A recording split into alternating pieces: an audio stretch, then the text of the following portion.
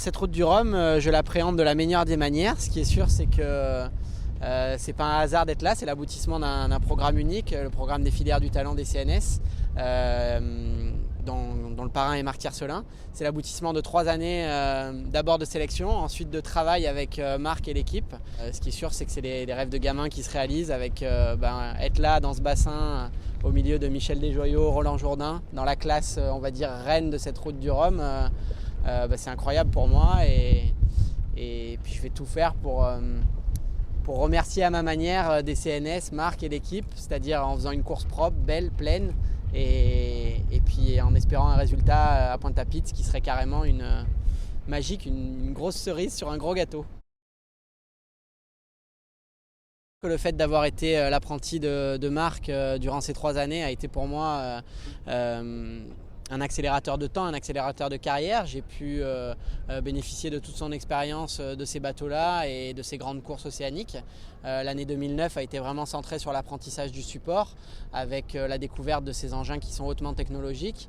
Ça s'est fait via plusieurs stages en fait, qui ont été organisés par Marc et pendant lesquels j'ai passé beaucoup de temps avec chaque membre de l'équipe pour vraiment appréhender l'aspect technologique et technique de ces bateaux-là qui sont vraiment spécifiques et que je ne connaissais pas.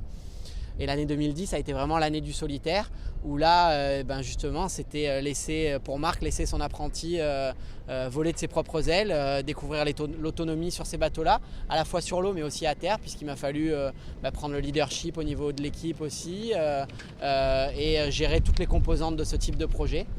La richesse de ce projet, c'est sûr qu'elle est à la fois sur l'eau par la transmission de Marc, mais elle est aussi à terre avec un projet qui est unique de par cette double filière, donc la filière course dont j'ai bénéficié et la filière compétences. Et c'est vrai que toutes les conférences qu'on a pu faire au sein des différents sites des CNS m'a permis de vraiment vivre à plein cette filière compétences et de voir qu'il y a vraiment des vrais liens qui se font entre les deux filières. Et je pense que pour ça, c'est un programme qui est à la fois unique mais qui est vraiment particulier. Ce n'est pas un partenaire comme un autre. Il y a un vrai objet, un projet social derrière. Et je suis d'autant plus fier d'en faire partie et de porter les couleurs de DCNS et des filières du talent sur cette route du Rhum, la Banque Postale. Le bilan de cette année 2010 a encore une fois été très riche. On a eu une année 2009 extrêmement riche en termes d'apprentissage. L'année 2010, c'était l'année de la découverte de l'autonomie. Marc a tout fait pour que je devienne autonome et que je devienne vraiment un skipper de 60 pieds à part entière. Et ça s'est traduit d'abord par une transat en solitaire entre Brest et New York, lors de laquelle j'ai pu vraiment découvrir qu'est-ce que c'était que de manœuvrer ces bateaux-là et de faire une transat en solitaire sur ce type de bateau-là. Et ensuite, on s'est attaqué vraiment à un programme où beaucoup plus d'entraînement spécifique de manœuvre et de gestion du bateau en solitaire, lors duquel avec Marc, on a eu énormément de débriefing sur la manière de gérer ces bateaux-là.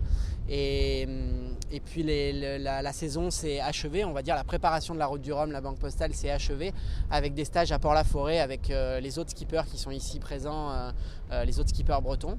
Et ça a pu nous permettre de nous confronter le mieux possible avec les autres.